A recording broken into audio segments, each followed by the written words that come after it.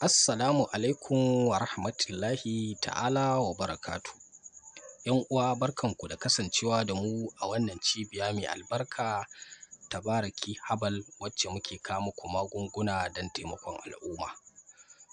To a wannan rana mai albarka za mu kawo muku sahihin magani na mata na ƙarin ni'ima.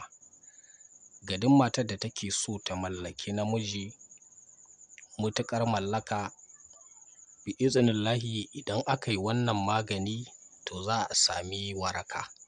Ko da ya kasance mace ba ta da ni'ima tare da ita, to za ta samu ni'ima.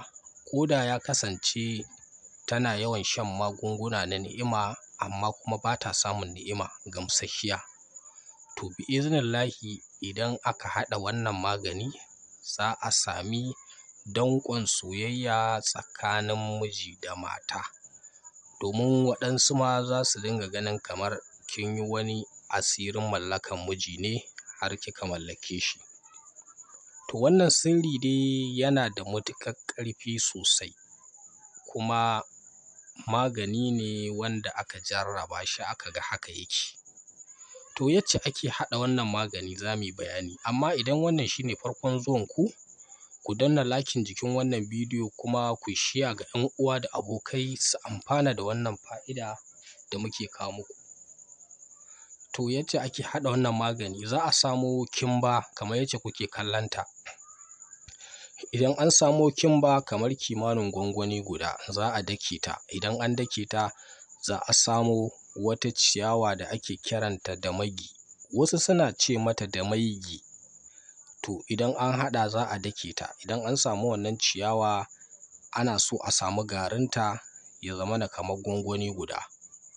Ita wannan kimbar za a iya samun ta ma kamar rabin gwangwani garinta ya isa. Sai a haɗe su waje guda. Idan an haɗe, sannan sai a samo siga rawar doki. Wasu suna kiranta mazarƙwaila. Za a samo ta kamar rabin kifi ɗaya, sai a haɗa ita ma a dake ta a ciki, a haɗa ta da wannan magani. To abin da ake, hanya biyu ake shan wannan magani. Ana iya shansa da nono kullum, a sha cokali ɗaya da rana da kuma yamma, ma'ana safe da yamma. To ana ɗaukar kamar sati guda ana yin wannan magani.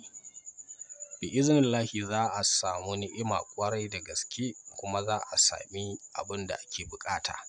Domin wannan magani yana da matuƙar ƙarfi, kuma ana iya shansa da shayi. Shayi ba madara a ɗebi kamar cokali ɗaya a zuba a cikin shayi a juya a sha.